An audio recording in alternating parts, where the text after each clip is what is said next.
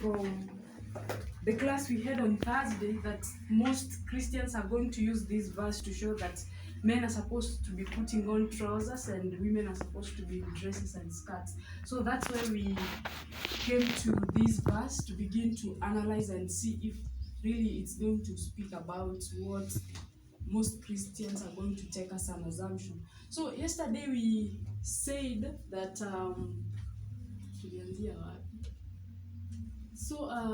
we said that from the plain English, what someone can get from this verse, the woman shall not wear that which pertaineth unto a man. And we said this word pertaineth plainly means what? Belong to. So a woman is not supposed to wear that which pertains to a man. And I remember we said that yeah, and I remember we broke this portion into two. You pertain to and to a man. Oh, so it's unnecessary repetition.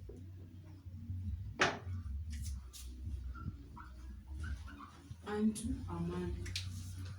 So tukasema that we can see words zenye zina correspond na hapa chini. I hope you remember. And among the words zenye zilikuwa zina correspond hapa ni tukasema pertaineth. So I hope you can see the break of the first portion and the second portion. So what did we say pertaineth corresponds to this lower statement? That which is the garment. It's the garment, then pertaineth, it's just the apostrophe. Yes. That which is the garment. Then any other thing? Where is put on, right? Yeah. So I think that's what we said. And we said the remainder of these statements, the woman shall not, and neither shall a man, gives us a chiasm. Nakumbuka? So let me rewrite it here. The woman shall not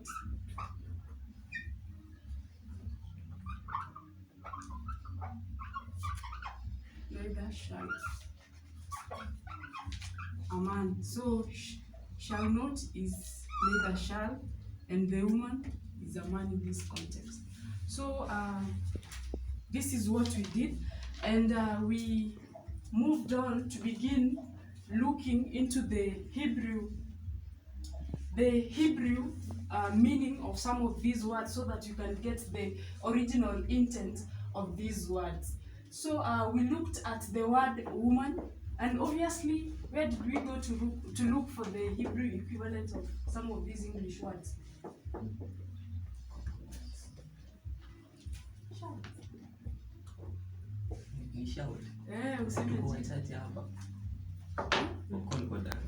Concordance. Are we okay? So tulienda kwa concordance. First tukaangalia woman. And what did we say? Who is a woman? Female. Is a female. Then tukajump tukaangalia man kwanza. We have two people. We have two people who are subjects in this verse, a woman and a man. So hii ilikuwa lexicon ilikuwa 1397. No, ya woman. 8. Then ya man ilikuwa 1397. So lexicon inastahili kukua wimbo 1397, right? Yeah. So tukaona that H1397 tunaambiwa nini? Who is this man? A strong man. A valiant man. Let's go there. Come on to access concordances. So for the sake of those who are not here so that they can see what we did.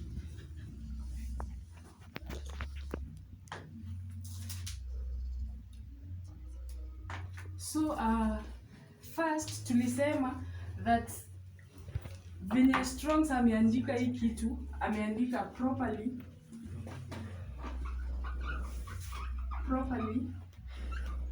a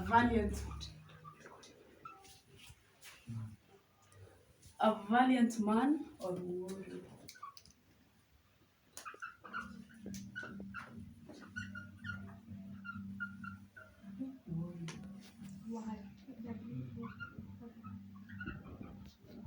Then atasema generally, sijui kama mnaona hiyo senti yangu ni mbaya. Generally, a person. Then simply, everyone.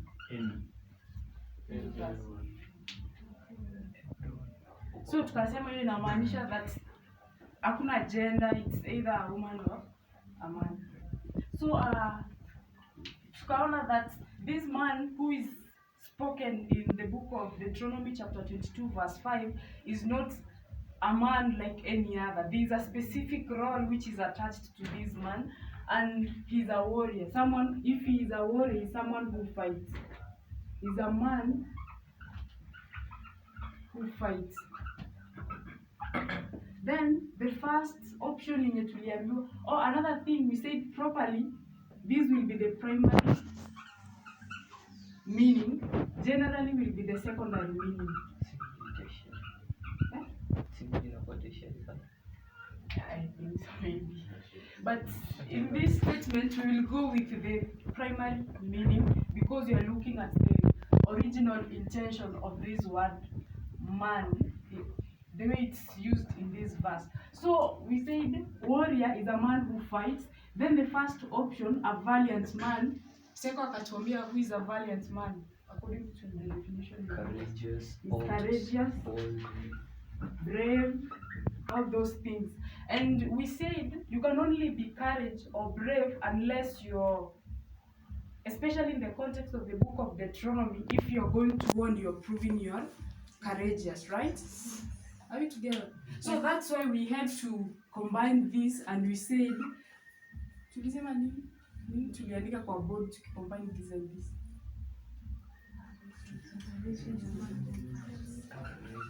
So we can just come up with another definition. A courageous fighting man.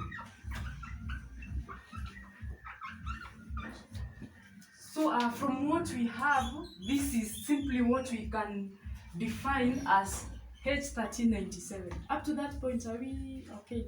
Mm-hmm. Okay. Then, you remember the book of Deuteronomy is part of the law.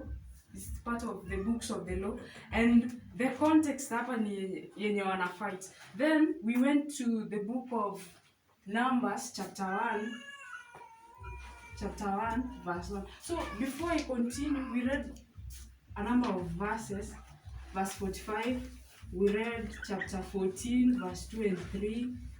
We read Deuteronomy chapter 2, verse 14 to 16. And I remember yesterday I went with the question, Elvina was asking if these men who are going to be mentioned here are going to be men in the sense that that man can be a woman or a man. But if you go to these specific verses, you'll find that even if you find that word man there, it's not going to bear this lexicon 1397. So you can go and check it at your own time, because time inasonga sana and I have much to do. So tumeelewana?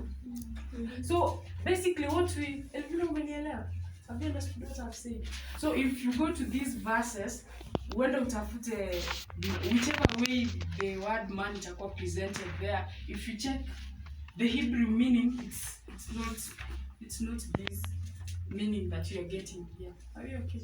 So basically what we went to do in these verses is to show that the men of war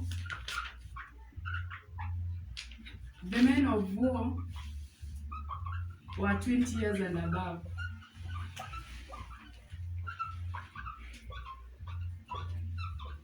And had the ability to fight.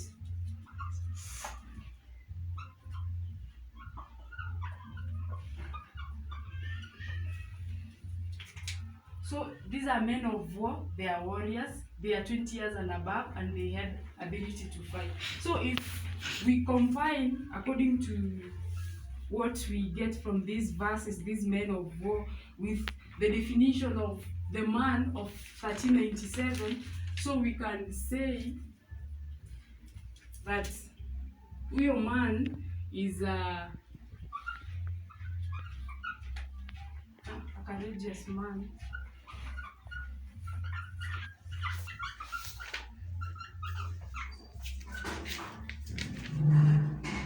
Courageous fighting man, 20 years and above.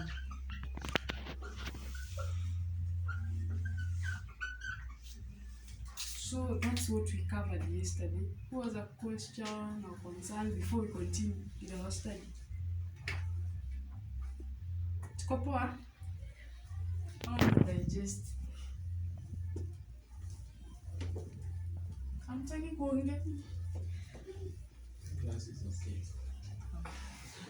Let's continue. So nataka turudi Deuteronomy 22 verse 7. Ukikumbuka hapa penye tulianzia, we are trying to check the Hebrew meaning of these words. So the next word should be where? Oh, another thing, I think concordances za simu hazina lexicon zote. Watu wako na laptop, you can see where iko na lexicon.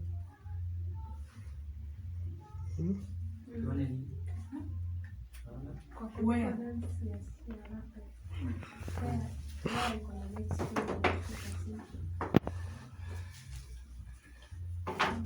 Kama zina function kwa simu ni KJV plus. Ati? KJV plus. Hazina. Kuna ile KJV plus. Yenye iko nayo. Yenye inakuanga nayo ya simu. Oh, that's my soda, yes.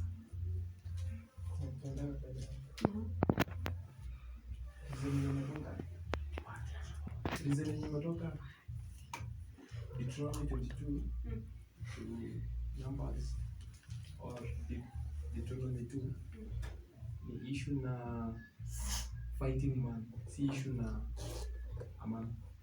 That's what you want to definition. So the point is, tukiwa hapa before tukuje kwa hizi verses, tulikuwa tumeona huyu man mwenye anazungumziwa hapa is a man of war, a man who is going to fight, right? So tukaenda kwa context in these books. Huyu man au men wenye walikuwa wanaenda into war, what were their characteristics, I can say. So these verses are going to tell us that there are men who are above 20 years and they have ability to fight. So this adds to our definition, which kind of a man is this? Who is a warrior? Because ukienda Numbers, tunaona the men were men. Yeah. Wale ni God. So hiyo ndo nilisema Kwa characteristics kama una trace kujua hawa watu walikuwa kina nani. Wapi gender, ni gender based unaangalia ama unachukua characteristics ya amani in context ya Deuteronomy. point ni hata before tuendelee, huyu man already is a male, haizikuwa female. Female ni different. So tumechukua the proper meaning, a valiant man. But interest ya hii H1397 ni kuonyesha this man has ability to fight. But hiyo man ya Deuteronomy ya jamani a person. General ya person. Deuteronomy? He's taking the second read. Oh, unachukua hii meaning? Valiant inamaanisha ni mtu yote kwa person.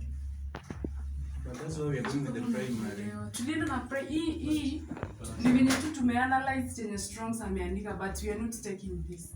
Tunasema hata ukichukua primary. The definition is valiant. Man, angalia Strong's valiant ndio iko in italics na warrior ndio iko in italics. Man iko in italics. So man ni addition yake ya strong. So the proper definition, the proper Hebrew word in the match man ni valiant ama warrior. So bado hata ukichukua that level kwa vijana ndio anauliza. So kau inakwambia that this man is a warrior. So enter into the context of war, other places where war is described, Then utapata ni men. participate in war. I think that's clear. So nilikuwa nauliza ukienda numbers utakuta kuonyesha that the valiant ni male ama kwa Point ilikuwa ama tunachukua characteristics za yenye tumepata like a fighting man is a fighting man. wacha nirudi nyuma. So tuko hapa na venye Amo amesema primarily utaona that this man is a warrior, right? A warrior is a person who goes to war. So we go to the context of this book to see these warriors. Si warrior ni mtu mwenye ana fight. But I would also define a warrior to be someone who faces something courageously. Doesn't pertain war. Yeah, but context Context inatu of confine, yes. Context of Deuteronomy 22:5. Yeah. The book of Yote, Deuteronomy and Numbers. the five. So we have changed the scope which we are dealing with.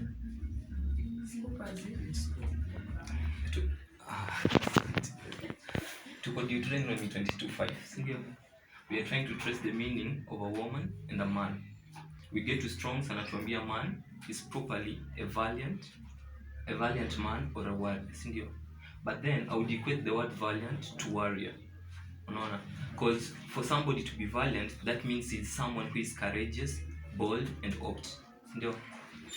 For someone to be a warrior, he would be anybody who faces somebody courageously. So I'm equating valiant to warrior in the aspect of courage. Warrior inamaanisha nini mseko? Sio ndio chenye nakwambia? If you can combine those two primary definitions, unaweza sema valiant warrior. Yeah. Compared with that, we capture aspect of courage, we capture aspect of So warrior, I think iko confined na battle. Yeah. Hebu check kwa dictionary.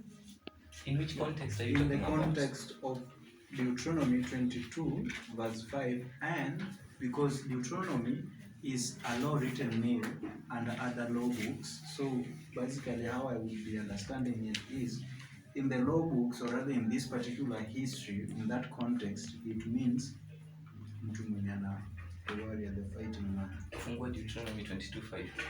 Simba hapa. Uko hapo. Inasema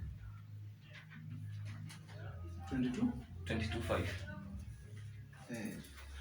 Acha tuanzie 22. Tulisema when we were starting we said that the book of Deuteronomy chapter 22 is speaking about different things, like it is not some story that you can say it is speaking about polygamy and all through. Sindio? It is speaking about different subject in each and every verses to say. Sindio? Ukivika verse 5, it is speaking about what should be worn by who and who. Sindio? Sasa, like when you are saying, like you're defining the warrior to be somebody who gets to war using the context of Deuteronomy 22:5, where are you getting that from? See, the same verse. Kama mimi ndio sikuelewi. Sawa basi, ama mimi ni mjinga.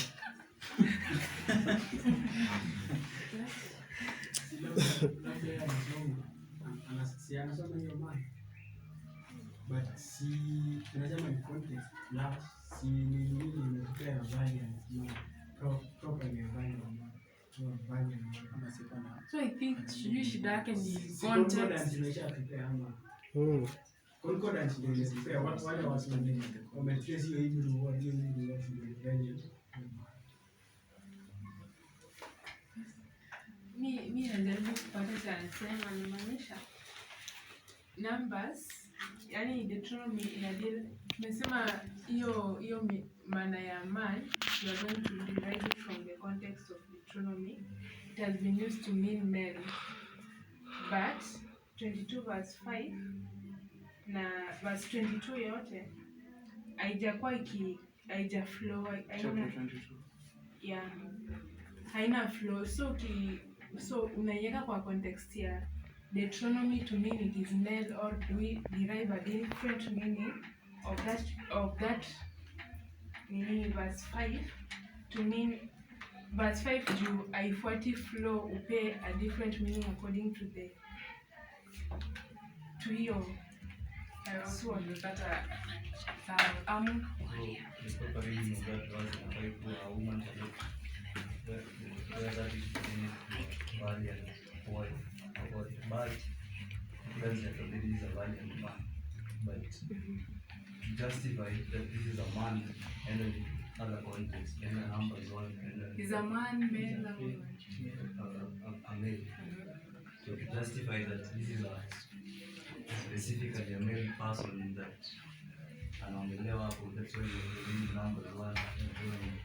But na hiyo in fact ina justify also the definition is stronger and particular. The proper definition is not wrong. Saying it's a valiant man, but you have to go to other places to prove that this is really a man. Now, and I think it's a man. Then the numbers in other places. Uko sawa. So I think problem yake sijui ni context. Problem, okay, venye mimi najaribu understand problem yake ni if we take the proper meaning of, kwa hiyo tukitumia nini strongs, the proper meaning tuseme tuchukue valiant warrior. A warrior is not necessarily equal a man. So for him you have to show him, mbona kikuja huko anasema it has to be a man. For him it takes like Male. a warrior, male. Yes, male. For him a warrior is not necessarily equal a male. It's anybody who can be a warrior. So the issue of male when you introduce huko ndio anataka kujua. Naamua ni explain kama hiyo ndio swali. Alafu sasa tukifika kwa warrior, si ndio tunaenda na the primary level. I think na waste time, si ndio? But I hope at least up to that point mnaona point ninajaribu ku drive. Yeah. Yeah. Kama ni wote mjanini kama seko, you still have questions. So I want us to move on. Na nimesema the next one tunataka kuona ni where. Na where ni date 1961. Wenye wako na laptop umeona hiyo? Polycarp. Umeona? Kwenye malaptop. Hujapata? But hata 1961 inamaanisha nini? Click hapa.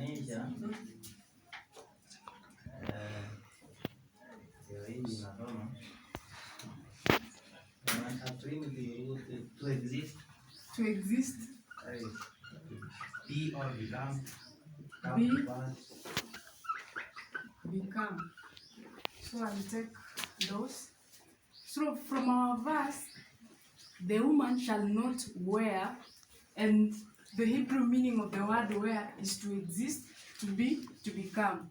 So if we take this Hebrew meaning, it means the English meaning it's not the same with the Hebrew meaning of this word. So the statement will be reading, the woman shall not become.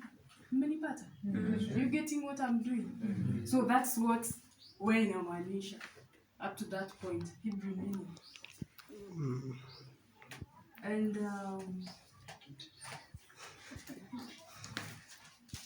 so you'll come to understand that some of the English words, they can be different words, but they have the same Hebrew meaning. For example, this word where tumesema inamaanisha to exist, to be, to become, right? So you will find Polycarp, nataka uniangalilie, I think it's 1 Samuel chapter 27 verse 6.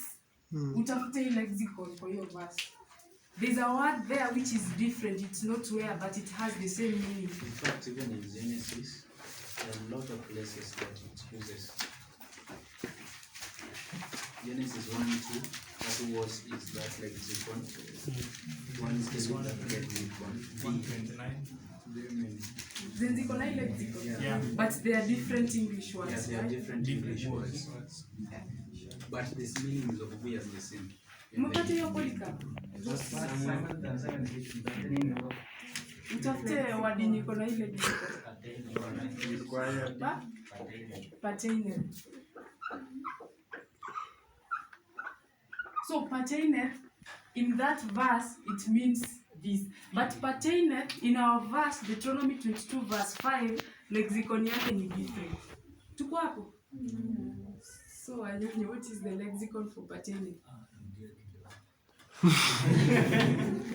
Okay, before niende Pateiner. So tulienda kwa the word where, kwa hiyo verse yetu, tukaangalia Hebrew lexicon H1961, ikatuambia ni to exist, to be, to become, right? Which is, kwa basic English, kuvaa si kukua. It's not what we have on the board, right? Need to put So on. I wanted to show that you can find different English words zenye ziko na the same Hebrew meaning. So that's why we gave it a test, and what wamesema number of verses yenye utapata hii lexicon but iko na different meaning. Different words, same Hebrew equivalent, Hebrew meaning. So for example, tumeenda 1 Samuel 27 verse 6, tumepata the word pertaineth inamaanisha to become in that verse. Are we together? Yeah, so that's what I wanted to show. So where in that verse is to exist, to become, it's not where as in English venye tumekuwa Put on. tukielewa hiyo verse. Yeah, put on. Are we together? Okay, so the next word itakuwa sasa hiyo pertaining. So ndio nilikuwa nakuuliza lexicon ya Deuteronomy 22 verse 5 for me which number? Which? Yeah, 22. X36 inamaanisha nini? Something prepared that is anything apparatus as an implement, utensil, dress, vessel, or weapon. Sasa unasoma haraka. Strong. 627 apparatus. Am I reading the same thing? So mniambie some of the things tumepewa hapo. Apparatus. An implement. As an implement in bracket. Hiyo apparatus alafu imeongewa bracket. So ina explain nini? I think so. Nataka next word. Utensil. Oh, so hizo words zote ziko kwa bracket zinajaribu kuexplain apparatus. Yes. So ni apparatus kama Example ni an implement, implement, utensil, dress, utensil, dress, dress, vessel, vessel, kama weapon. ama weapon. So I think this even suits more context. The So next ni armor. kuna ama tena. I think vitu ni mob. Artillery, bag, carrier, furniture, instrument, jewel, sack, staff.